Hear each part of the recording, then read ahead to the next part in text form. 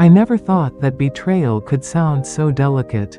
Not like shouting or doors slamming, but like porcelain cracking, final, quiet, devastating. It was late April, the kind of day when the air smells faintly of blooming lilacs and sun-warmed earth. The kind of day when you imagine something lovely might happen. I'd just steeped a pot of chamomile tea, a tradition my mother passed down to me with a smile and a warning. It soothes the nerves, but it won't fix what's broken. I didn't know how true that would become. I carried the tray carefully, both hands wrapped around the handles. The floral china teacup with the tiny crack near the rim, a silver spoon tarnished in a way I found comforting, and 2 sugar cubes in a dish shaped like a seashell. I had meant it as a gesture. Peace, if not friendship. I was halfway across the rug when I heard it. The crash. I froze mid-step. Not the dull clatter of an accident, but the sharp, final shatter of something sacred. Something that would never be whole again. My heart stuttered in my chest, that fluttering bird again, frantic and confused. The air around me changed, thicker, heavier. Even the ticking of the old clock on the mantel seemed to pause. Then I saw it. My heirloom vase, the one my mother had wrapped in scarves and dreams, and carried across the ocean in 1946. Lay in blue and white fragments at my daughter-in-law's feet. The scent of lavender oil, faint but familiar, rose from the broken ceramic, like the ghost of my mother exhaling. The rug beneath it was speckled with water and petals. I had just filled it that morning with fresh peonies from the garden, the ones that bloom too early and die too fast. She didn't gasp. She didn't apologize. She didn't even look surprised. She just looked at me, one brow arched like she was posing for a magazine shoot, and said, "Maybe it's time you let go of the past." I stood there, stunned, the teacup still in my hand, steam curling into the air like a question left unanswered. My fingers tightened involuntarily, and the cup creaked faintly under the pressure. I thought about all the times I'd polished that vase with a soft cloth, whispering stories to it as if it were an old friend. About how, when I was a girl, my mother would let me drop a penny inside and make a wish. I thought about the day my son was born, and I'd put a single white rose in that vase, just to mark the moment. And now it was gone. Just like that. Her nails, painted a garish cherry red, clicked against her phone screen as she resumed scrolling. She wore my son's hoodie again, too large on her, sleeves pushed up like a child playing house. The scent of her perfume, something expensive and cold, clashed with the warmth of the tea I had brought her. The contrast made my throat ache. Still, I didn't speak. What could I say that wouldn't make it worse? My silence wrapped around me like a shawl, woven from years of swallowing things I wanted to scream. I simply turned back to the kitchen, each step careful and deliberate. I set the tea down, untouched, and ran a hand along the embroidered tablecloth, one I had stitched myself, decades ago, with fingers less gnarled and eyes less tired. Behind me, the only sound was the hum of her phone and the ticking clock resuming its rhythm. I didn't look back. I didn't need to. That was the moment something inside me shifted. Not snapped, not yet. But it bent, the way old wood groans before it breaks. And the worst part? My son wasn't even home to hear it. There are moments when time does not pass, it hangs. That afternoon, I stood in my living room, the teacup trembling in my hand, watching her slide her phone into the pocket of my son's hoodie as if nothing had happened. The scent of chamomile still floated between us, sweet and useless. I had made that tea with the same patience I had used to raise my boy, slow, deliberate, full of care, and now it seemed ridiculous, like a flower offered in a storm. She turned away, casually, her heels clicking against the floor, crushing a petal from the fallen bouquet.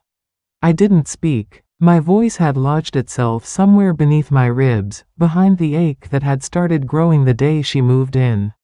She knew I'd refused to co-sign the loan.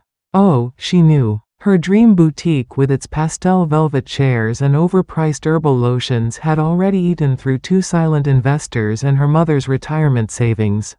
And then she came to me, all crocodile tears and overly sugared muffins, asking for one small signature. Just a guarantee, she said. You know how hard it is for women to get funding. I had nodded slowly, setting the muffin aside, the citrus scent making me vaguely nauseous. I know all too well how hard life is for women. But what she wanted wasn't support, it was surrender. My refusal had been quiet but firm. I told her I admired her ambition but couldn't jeopardize what little security I had left. That was a week ago. And now here she was, standing over the remnants of the one thing I had from my mother's life before mine, and saying it was time to let go of the past. My past wasn't some dusty book to be tossed. It was made of lace curtains and sun-faded photo albums, of embroidered pillowcases and hand-whittled spoons. It lived in the smell of lemon oil on polished wood and the softness of old wool scarves folded in the cedar chest. It lived in that vase. The silence between us stretched long and mean. She didn't seem to notice it. Or maybe she enjoyed it, mistaking it for victory. I watched her brush imaginary lint from her sleeve, a habit she had when she felt in control. Her wedding ring caught the light, a gift from my son that had once belonged to my grandmother. She never asked if she could wear it. She simply took it as if it had always been hers. I set the teacup back on the tray with a soft clink and picked up one of the shards from the rug. Its edges were sharp, its glaze still shining. I wrapped it in a linen napkin and held it in my palm like a secret. That evening, I didn't mention it to my son when he came home. He kissed his wife on the cheek and asked what she wanted for dinner. She smiled at him like butter wouldn't melt, and I watched her settle into the sofa, flipping through a home decor catalog as though nothing had happened. As though nothing ever did. I sat at the kitchen table that night with my knitting and a mug of tea gone cold. I didn't cry. Instead, I smoothed the hem of my blouse, the same way my mother used to when she was gathering her strength, and started planning where to go from here. Because something had been shattered. Not just porcelain, not just memory, and I had just begun to count the cost. You have to understand, I didn't come from softness. My childhood was all cracked linoleum and calloused hands, the scent of starch and boiled cabbage, and a mother who prayed as she scrubbed floors for other people. We didn't have heirlooms back then, not unless you counted the habit of saving string and the worn rosary kept in the drawer with the coupons. So when I met Henry, and later, when he died before our son turned 6, I made a promise over his closed eyes. Our child will not grow up in fear. That meant no second chances for dreams, only plans. I worked days at the library, evenings cleaning houses, nights sewing commissions for the women who didn't know my name, just my stitches. I put everything away, money, patience, even joy. I saved it all for my boy. The smell of ink and old paper still reminds me of the library, where I'd sneak home outdated encyclopedias to read aloud at bedtime. Our home was small but spotless, always scented faintly of lemon polish and cinnamon toast. I taught him how to iron a shirt properly and how to fold a letter neatly into an envelope, skills that feel like secrets now, lost to a generation raised on keyboards and bravado. When he brought her home, she wore perfume that smelled like ambition masked in vanilla, and she smiled like she'd practiced it in a mirror. I remember the first dinner clearly. My son had cooked, nervous, charming, and she complimented the meal in the kind of way that sounds like she's complimenting herself for eating it. You know, she said, running a finger along the rim of her wine glass, I just love being around women of refinement. I looked up from my soup, the one I'd made from scratch, and smiled. Do you? I asked, keeping my tone warm. She nodded, lips painted like cherries in a Christmas catalog. You remind me of a character from a period drama, she added, you know, those elegant matriarchs who sit around telling old stories.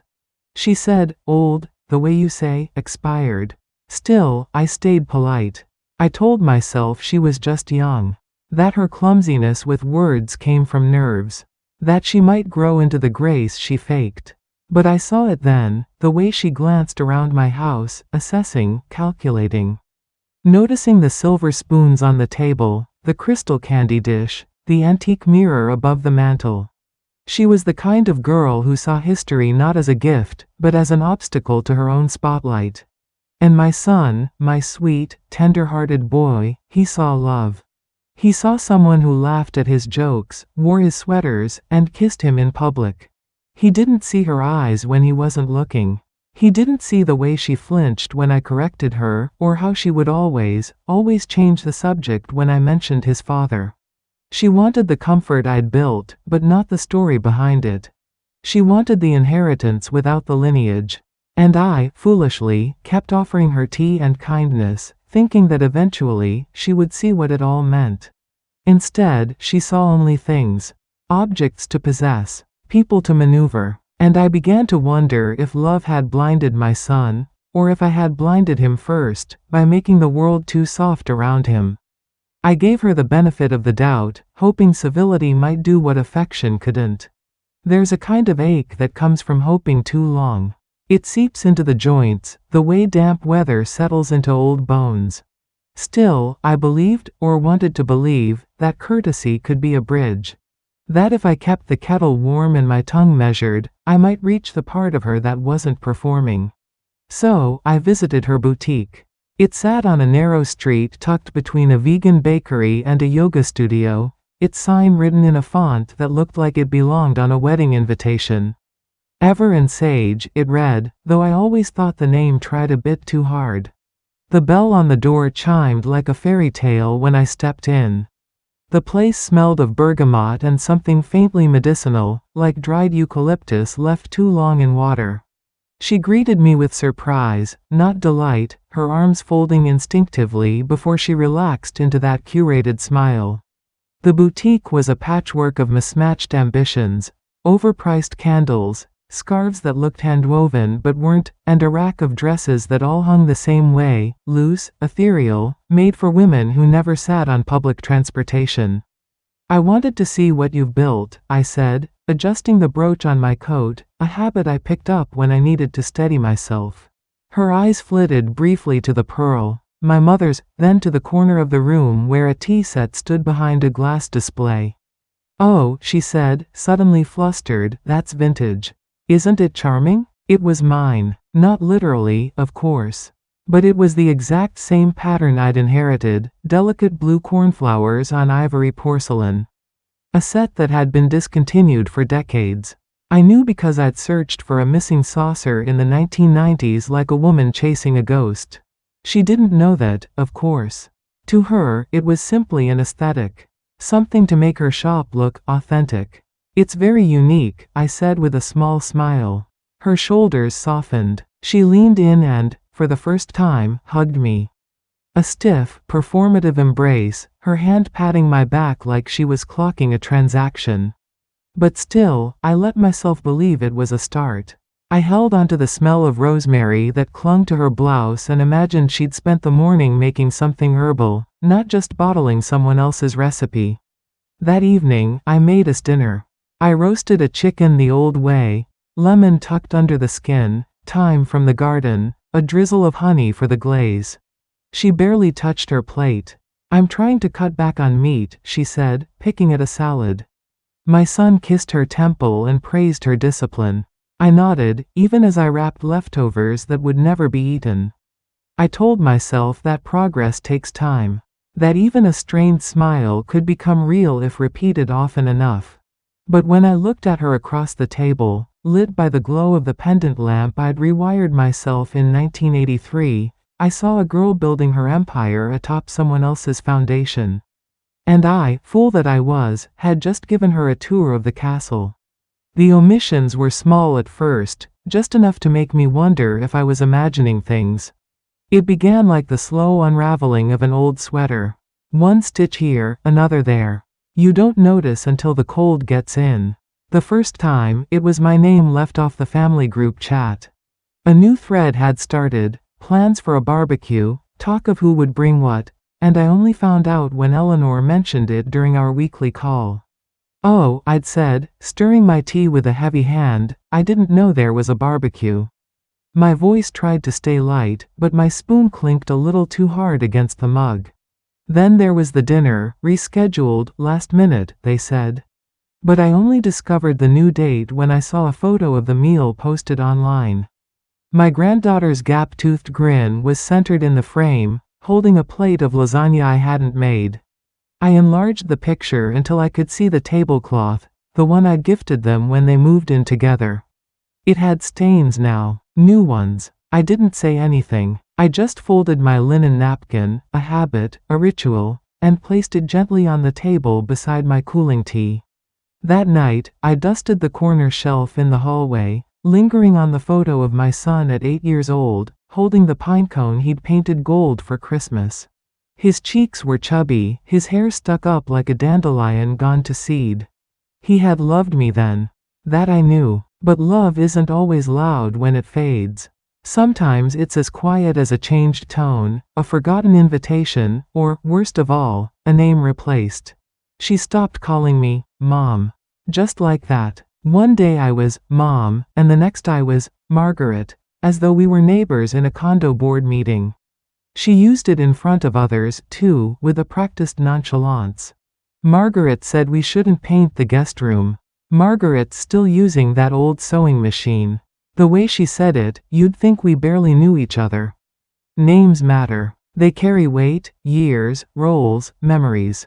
When she called me Margaret, she wasn't just using my name. She was stripping me of the place I held. I told myself not to overreact. I even joked about it once, saying, I suppose, Margaret, makes me sound very official. She didn't even look up from her phone.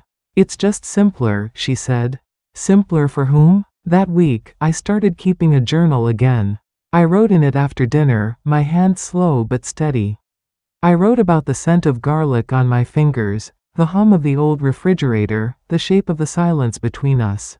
I wrote so I wouldn't forget, not the facts, but the feelings. That creeping sense of being slowly edged out of my own story. And yet I still set the table for 3. I still kept the linen napkins ironed. I still bought chamomile tea. Because part of me, the part that remembered being called Mom, wasn't ready to let go. Not yet. I turned to Eleanor, the only person who knew how this kind of story ends. The night I called my sister, the rain was tapping softly against the kitchen window, as if it, too, was asking to be let in. I sat at the table with my old green rotary phone pressed to my ear and a cup of cinnamon milk cooling in my hands, my mother's comfort recipe for sleepless nights. The milk always reminded me of childhood, warm, sweet, and just slightly bitter by the time you reached the bottom. Eleanor, I said, before I could lose my nerve, do you think she's trying to erase me? There was a pause, and then her sigh, long, low, and knowing. Of course she is, she said. That girl's playing chess while you're still offering her tea. It hurt to hear it spoken aloud, like pulling a splinter you've learned to live with. But Eleanor has never been one for soft landings. Don't let her write you out of your own family, she warned. Once you disappear from the pictures, Margaret, they stop remembering you were ever part of the frame. I looked across the kitchen at the wall where the family calendar used to hang, a thing of post-it notes and scribbled reminders in my son's childhood handwriting. She had replaced it with a minimalist magnetic board. No birthdays, no stickers. Just a clean slate. I raised him better than this, I whispered. No, you raised him tender. And tender men sometimes fall for women with sharp edges. They think they're being brave, when really, they're just bleeding slow. I stirred the milk with my finger, the cinnamon gathering at the tip. Eleanor had seen this before, too many times, in too many friends and neighbors. A mother-in-law painted as difficult for setting boundaries, then pushed out quietly, politely, until the door shut altogether. The new queen never slams it. She just changes the locks. Start pulling in your pieces, Eleanor advised. Before she breaks more than a vase. That night, I didn't sleep much. I moved through the house, touching things I hadn't noticed in years. The lace curtain I'd hemmed by hand. The ceramic duck with the chipped beak on the windowsill. The faint scent of lemon oil from the furniture polish I still use every Thursday. And the photograph of my son at 21, standing beside me in his cap and gown, my arm looped through his. We were laughing. I remember that moment so clearly. The breeze smelled of freshly cut grass and cheap carnations. His future had seemed like a door wide open. Now, I felt the hinges tightening. And for the first time, I understood what my mother meant when she said, "Some things you can mend. Others, you just wrap in cloth and put away." I wasn't ready to give up yet. But I was ready to start preparing. I began to gather my treasures, not out of fear, but out of clarity. It's funny, the things you think are safe until someone reminds you they aren't. That week, I began moving certain things out of the house. Not in panic, no. I moved like a woman rearranging her shelves during spring cleaning. Calm, careful, quiet. The jewelry went first. I stood in my bedroom with the velvet box open on the bedspread, a faded quilt my mother sewed from wartime scraps. The rings, the brooches, the locket with Henry's photo, all tucked into a canvas pouch and taken to the bank the next morning. The young man behind the counter smelled of aftershave and new suits. He asked if I'd like a receipt for the deposit, and I smiled. "Just make sure she can't get to them," I said softly. He blinked, unsure whether to laugh. The photographs were next. One by one, I removed them from frames: birthdays, graduations, my son's gap-toothed smile beside his father's tired eyes. I wrapped them in tissue and placed them in the old cedar chest in my sewing room, the one that creaks when you open it and smells faintly of pine and lavender sachets. Every evening, I worked by lamplight, slowly folding linens, organizing recipes, labeling boxes no one else would understand. I wasn't hiding. I was preserving. There's a difference. She didn't notice, of course. She never came into my side of the house unless she needed something: a charger, a vase, a favor. My space bored her. Too quiet, too stitched together. She preferred the rooms she could design, the parts she could control. One afternoon, I found her in the guest room, holding one of my mother's scarves. She turned it over like it was a napkin, not seeing the tiny embroidered initials in the corner. "You still keep these?" she asked. "They're kind of outdated." I took it gently from her hand, the scent of rosewater still clinging to the silk. "Some things carry stories," I said, "even if no one asks to hear them." She rolled her eyes and left without another word. I spent that night polishing my sewing scissors. A habit, a comfort. The handles are worn to the shape of my fingers, the blades still sharp. Beside them, I placed a notebook, one I hadn't opened in years. Inside were patterns I'd drawn by hand, dreams I once had of a small boutique of my own. I smiled at the irony. Maybe dreams never die, they just lie in wait. The house felt quieter, but not emptier. Every drawer I closed, every box I sealed, made me feel steadier. Stronger. She had broken something precious. But she hadn't touched everything. Not yet. I found out about my son's birthday through a screen. Not a voice, not a visit, not even a lie. It was a Monday when I saw the post. My neighbor, Ruth, had tagged me in a photo of a floral arrangement she'd bought, inspired by Leo's birthday centerpiece. She'd written, along with a bouquet of emojis. I frowned, confused. My son's birthday was Friday. Or had I gotten the date wrong? I opened my calendar, checked the date twice.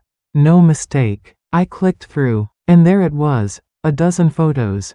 Balloons in blue and gold, a banner strung across their backyard with my son's name in calligraphy. My daughter-in-law had captioned it, "Celebrating my love, you make every year brighter." The image that froze me was one of my grandkids blowing out candles on a cake I hadn't baked. My son stood behind them, hands on their shoulders, smiling with the ease of someone who didn't realize his mother was missing. I stared at the screen for a long time. The soft hum of the refrigerator was the only sound in the room. My tea had gone cold. I lifted the mug anyway, took a sip. The bitterness of forgotten leaves at the bottom matched the feeling in my throat. Not a call, not a text. Not even one of those lazy, half-hearted excuses people give when they don't want to lie outright. Nothing. I walked to the mantel and straightened the photograph of Leo holding his first bicycle. He was 5. I'd saved for months to buy it, sewing late into the night while he slept. He never knew how many blisters those handlebars cost. I adjusted the frame, then let my hand rest on it. The dust was new, a sign I hadn't stood there in a while. Later that day, I gathered the last of the birthday cards I'd saved from years past. I tied them with a blue ribbon and placed them in the cedar chest with the rest. The scent of lavender rose as I opened the lid, comforting and sharp, like a reminder that even sweet things have edges. At dinner, I made stew. Just for myself. The kind he used to love, thick with carrots and thyme, the broth dark and savory. I ate slowly, each bite heavy. The table felt cavernous even with just one empty chair. I smoothed my napkin on my lap, just as I always did, and stared at the chair across from me, waiting for the ache to pass. It didn't. And so, I got up, cleared the dishes, and wrote a message that said everything without saying too much. Happy birthday, darling. I hope it was everything you wanted. Then I turned off my phone. And the silence that followed? It was no longer unfamiliar. I responded with kindness, not because I felt it, but because I knew the value of restraint. He replied 3 hours later. Just 2 words. Thanks, Mom. No heart. No emoji. Not even a photo from the day. Just enough to prove, if pressed, that he'd responded. I stared at the screen, the glow reflecting in the glass of the cabinet beside me, the one where I kept the good dishes. The ones no one asks to use anymore. I didn't answer, not out of anger, but because there was nothing left to add. I placed the phone face down on the table, my hand lingering on the wooden surface. That table had known years of conversation, sticky-fingered toddlers, spilled wine, board games, arguments. And now it had learned silence. I got up and made myself a cup of chamomile tea. Again, always the same. It's not that I like the taste, it's that it knows how to hold space. The steam rose gently, carrying the faintest scent of honey and dry flowers. I sat by the window and watched the last of the sunlight slide across the floorboards. That's when I knew, if they wanted distance, I would give it to them. Fully, without resistance. Like closing a door you've kept cracked open for too long, hoping someone might peek in. I wouldn't chase. I wouldn't beg. I had already raised my son, I wasn't going to raise his marriage. I began clearing out the living room that same night.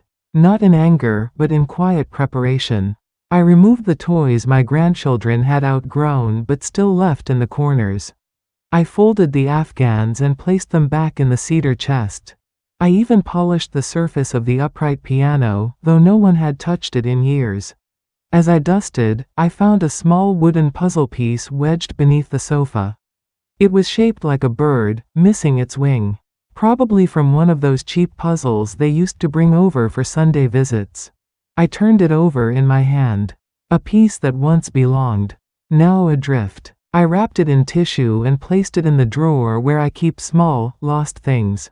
That night, I left the porch light off. A gesture, not of anger, but of clarity. And with each small action, each drawer emptied, each space reclaimed, I began to feel something I hadn't felt in a long time. Peace. The trust fund vanished, not in anger, but in silence. They say revenge is a dish best served cold. I disagree. The best revenge is served quietly, with clean hands and an unreadable smile. No spectacle, no announcement, just a shift in the room no one notices until something they thought was theirs is suddenly not. The trust fund had been set up years ago, just after Leo got married. I did it quietly, through an old friend at the credit union, in case they ever needed help, truly needed help. It was modest, but it would have cushioned them. And yes, I'll admit, back then, I thought she might grow into someone who wouldn't need saving. Or worse, someone who would twist help into a rope to drag others down. But that trust was still in my name, and I watched over it the way I'd watched over every scraped knee and broken toy of my son's childhood.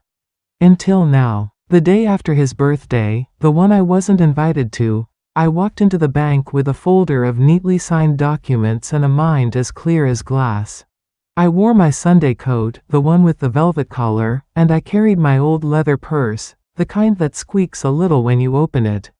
It smelled faintly of lemon cough drops and peppermint gum.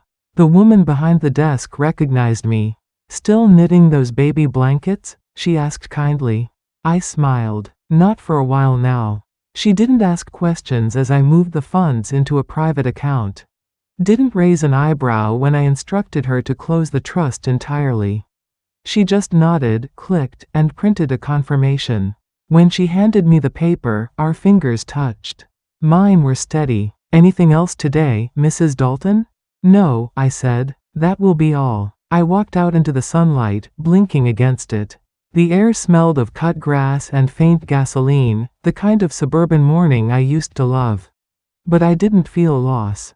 Not anymore. I felt free. Back at home, I made myself a sandwich, tomato and cheese, just like I used to pack in Leo's school lunches. The tomato was overripe, the bread slightly stale, but it tasted right.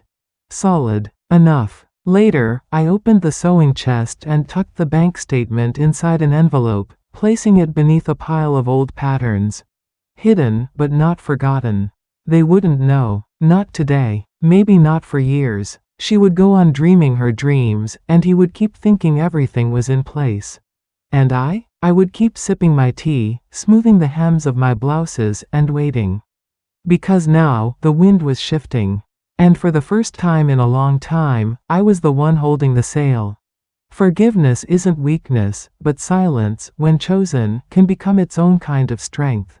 The morning I realized I didn't have to explain myself anymore, I was folding laundry. It's always the small, repetitive tasks that bring the truth to light.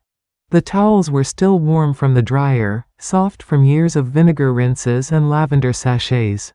I folded them the way my mother taught me, in thirds, edges aligned, and suddenly, the thought just landed. I didn't owe anyone a speech. I'd spent months, maybe years, trying to earn the role I already had, trying to be seen, respected, considered.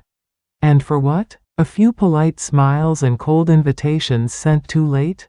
A life reduced to being Margaret in my own family tree? No more. Forgiveness had always been easy for me, not because I was saintly, but because it let me sleep. But silence? Chosen silence? That was new. That was mine. That day, I made no phone calls. I didn't text Eleanor, didn't write in my journal. I simply cleaned. I dusted every corner of the living room, ran my fingers along the spines of old cookbooks, polished the brass drawer pulls on the hutch. The house smelled of lemon oil and warm cotton. Outside, the breeze carried the scent of cut grass and distant charcoal, someone else's cookout, not mine. She had always talked too much, my daughter-in-law. Filled silence with compliments that scratched like wool sweaters, never warm, never quite right. And Leo? He filled silence with distraction. Jokes, plans, his phone always buzzing. They feared quiet. I had come to crave it. By late afternoon, I brewed a pot of black tea, strong, no honey. I let it steep until it bit the tongue. I sat on the porch with my embroidery and watched the shadows stretch across the pavement. Every stitch a sentence I didn't have to speak. Forgiveness, I'd come to see, was for me. It wasn't letting them off the hook. It was cutting the rope that kept me tangled in their chaos. But silence? That was a scalpel. Sharp, clean, invisible until you felt the wound. And now, with the trust fund dissolved, the valuables tucked away, and the narrative quietly shifted, I didn't feel powerless. I felt prepared. I didn't need a confrontation. I didn't need a reckoning. What I needed, and what I finally had, was control over my own story. And believe me, the quietest women often write the most unforgettable endings. I made my move not with noise, but with a pen and a carefully placed signature. The opportunity came wrapped in gossip, as most useful things do. My friend Doris, who still plays bridge with the old real estate crowd, called me one Tuesday afternoon. She smelled an opportunity before I did. Did you know that building on Elm, where your daughter-in-law has her little venture? It's changing hands. Lease expiring end of the quarter. I stirred my lentil soup, the scent of cumin and garlic rising warmly to meet my face. My hands paused mid-stir. I didn't react, just made a note. A few days later, I asked a favor from someone I hadn't spoken to in years. Not because I disliked him, simply because I'd outgrown the need. He owed me a kindness, though, from long ago, and I called it in like one calls in rain on a cloudless day. Unexpected, but due. He arranged everything, discreetly. A new LLC. A clean purchase. On paper, it was all very boring, just numbers, clauses, initials on the dotted line. But in reality, I held the keys. I never stepped foot in the boutique again. I didn't need to. I had already been there, smiled at the mismatched candles, complimented the overpriced tea towels. That day had been my dress rehearsal. This was opening night. I let her find out the way women like her always do, through a series of small disruptions. A strange notice from the property manager. A call that went unanswered. Then, the letter. Official. Final. I didn't write it. I didn't need to. But I approved every word, every comma. My favorite line? Premises to be vacated by the end of the month. I kept the original in a folder in my writing desk, nestled between paid utility bills and old recipes. Not out of spite, but out of satisfaction. My grandmother used to say that justice doesn't knock loudly. It lets itself in and rearranges the furniture. That evening, I made a pot of strong coffee, the kind I only brew when I'm wide awake and full of purpose. The smell filled the kitchen, deep and bitter. I sat with my knitting, the yarn moving through my fingers like a rosary. Calm, controlled. She wouldn't know, not yet, who had pulled the thread. But I did. And as I sipped my coffee, dark and smooth, I thought about the taste of long-awaited decisions. It was, without question, the richest cup I'd had in years. Her downfall played out online, mascara tears, curated heartbreak, and not a whisper of truth. It was a humid Tuesday when the notice went up on the boutique window. The photo found me before the news did, forwarded by Eleanor with a single sentence. "Look what your storm blew in." I opened the message and there she was, standing on the sidewalk in a flowy blouse that clung in the wrong places from the heat, sunglasses too big for her face, wiping tears in the most photogenic way possible. She filmed herself live on Instagram. I didn't watch it. I didn't have to. The internet did the rest. Sometimes life just rips things away, she sobbed to the camera, voice trembling but artfully so. This was my dream, my everything. And now some cruel landlord is evicting me with no compassion, no warning. No compassion. I sipped my iced tea, mint leaves and lemon, a little sharp, a little sweet. I sat on the porch with the breeze turning pages of a book I wasn't really reading. I didn't need the screen to see her. I could hear the cadence of her staged grief in my head, smell the blend of her perfume and entitlement, feel the tremble in her voice as she leaned just enough into victimhood to make the comments flood in. "They can't do this to you. You're amazing, babe. You'll rebuild. This is outrageous. WHO owns the building?" I let the wind answer them. People lined up to show sympathy, women who'd never stepped foot in that shop, influencers she'd tagged in her posts, even a local news blurb about the cruel blow to a small business owner. But no one looked into the lease. No one asked the real questions. Why would they? Tragedy always gets better engagement than accountability. Leo didn't call that day. But I knew the moment he saw the video. The silence shifted. I could feel his confusion in the air, the way a mother always knows when her child's understanding begins to wobble. That night, I opened my jewelry box and ran my fingers along the pearls, cool, smooth, unchanging. I placed the locket in the center of my palm, let it sit there. Henry's photo inside, faded but solid. The only man who ever saw the whole of me and never looked away. She cried to 1,000 strangers. I grieved in silence, for the years, the losses, and the parts of myself I'd handed over for the sake of peace. But not anymore. Now, I wasn't making tea for anyone who wouldn't taste it. He called me shaken, desperate for clarity, and I gave him only the truth he could carry. The phone rang just after 10. I almost didn't answer. I'd just rubbed lavender oil on my temples, ready to tuck in with a mystery novel and forget the day. But something about the second ring, sharp, uneven, made me pick it up. "Mom?" His voice was strained, thinner than usual. Like the sound of a boy trying to stand up in a storm. Yes, Leo? He didn't ask how I was. Didn't comment on the hour. He went straight to it.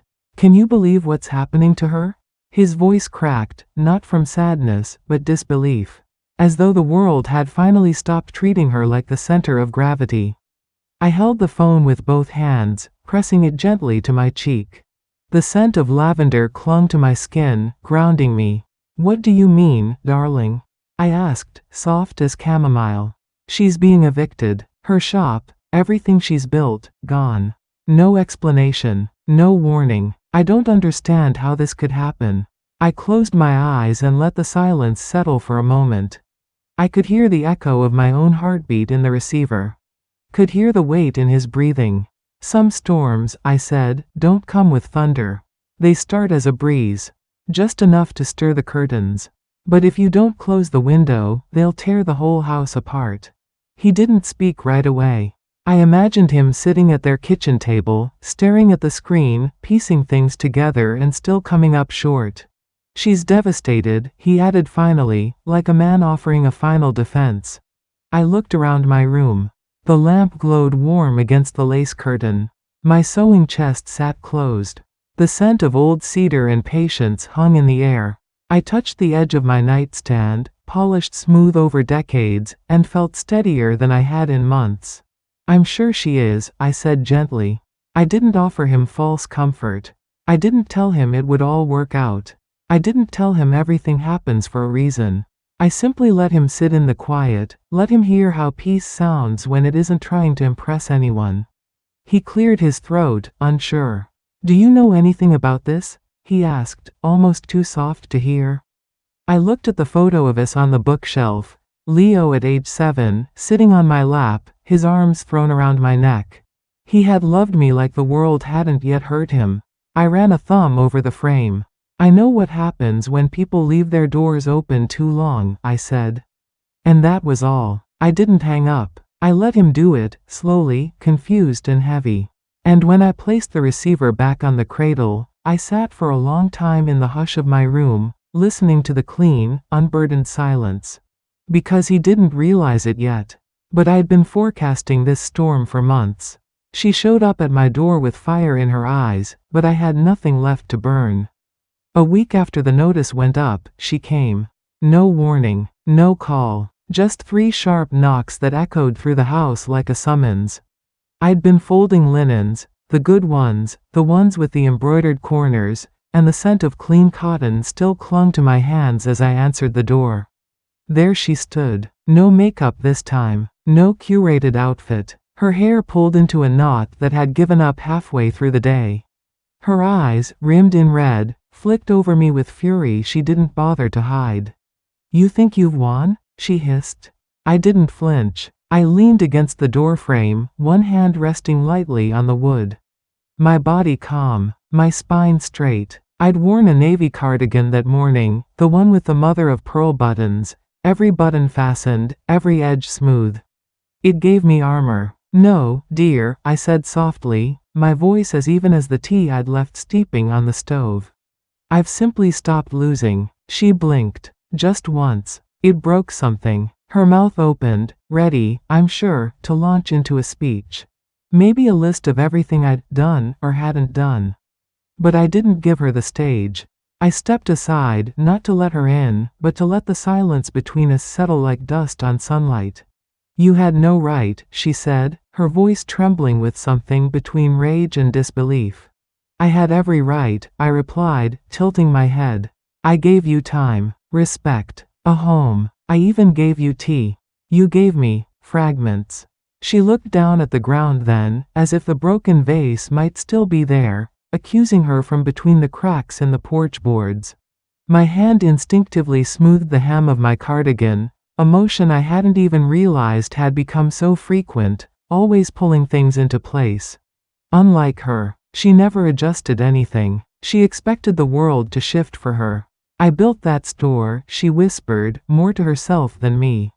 I made something. And now, I said gently, you know how it feels when someone walks in and shatters what you've built. Her eyes snapped back to mine. That landed. For a long moment, neither of us moved. The breeze stirred the wind chimes, a soft clinking of metal against metal, like a lullaby too tired to sing. I don't know who you think you are, she spat. I smiled then. Just a little. No, I said, you don't. And that's exactly the problem. She left with her jaw tight, her steps stiff. No slam of the door, no final word. Just the sound of her heels clicking down the steps, the echo fading with every step. I closed the door behind her with the gentleness of someone who has nothing to prove. And I returned to my linens, folding them again, perfectly. My world became smaller, quieter, but in the stillness, I could finally hear myself again. They've kept their distance since. No more unexpected visits. No texts asking for favors. No strained smiles across lukewarm dinners. The silence, once cruel and uninvited, has become a guest I welcome.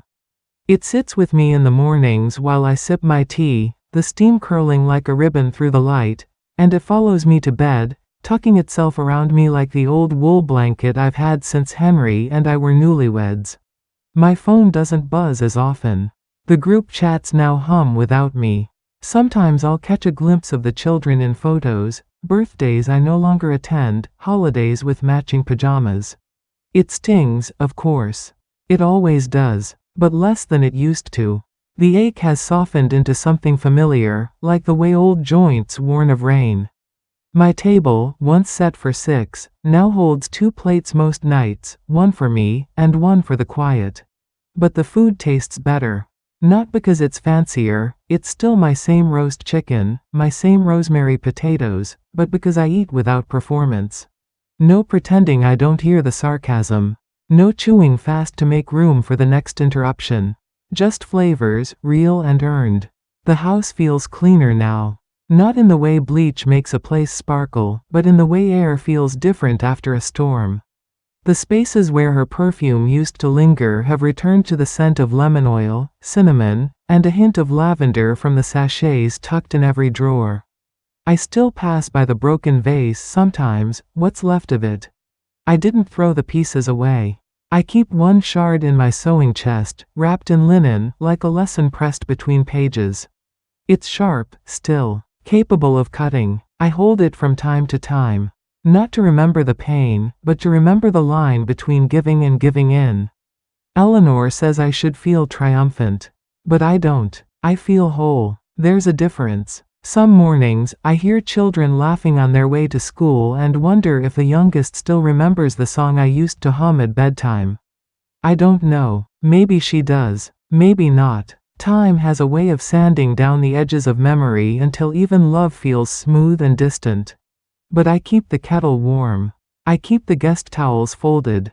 Not for them. For myself. Because grace, I've learned, is setting a place at the table even when you eat alone. And revenge? It tastes like silence sipped slowly from a bone china cup. Some things break, and others you protect before they're ever at risk. The vase was never replaced. Not because I couldn't afford another, or because I couldn't find one just as beautiful. But because that empty space on the shelf taught me more than a replica ever could. Every time I pass it, I'm reminded. Some things shatter once, and what's left is clarity. That's the gift she never meant to give me. Loss is a clever teacher. It doesn't shout, it waits. It shows you, in its quiet way, who clings to you for love, and who clings for leverage. It taught me that not every smile is kindness, not every request is sincere, and not every woman who calls you, Mom, deserves your trust. But it also taught me this: I am not made of glass. I have become my own heirloom, stitched together by hardship, mended by grief, polished by time. My hands are no longer smooth, but they are steady. My heart, though bruised, beats with a rhythm of knowing. And my story? My story is mine again. The cedar chest remains locked, but sometimes, when the light falls just right through the kitchen window, I open it. I run my fingers along the locket, the photos, the folded linens. The scent of lavender rises, faint and stubborn. I smile, close the lid, and walk away. I don't linger anymore. And the best part? I've begun to write again. Not just letters or lists or private thoughts. I've started stitching my story into words that might one day find another woman who needs to hear them. A woman who has given too much, stayed too long, or swallowed her voice for the sake of keeping peace. Because peace is never the absence of conflict. It's knowing when to walk away, and when to quietly close the door behind you. So no, I didn't replace the vase. I replaced the version of myself who thought she had to be gentle to be good. And now, in my quiet house, where the tea is always hot, the air always clear, and the light falls just right in the morning, I sit at my table, alone but never lonely. And for the first time in years, I know, nothing, and no one, will ever break me again.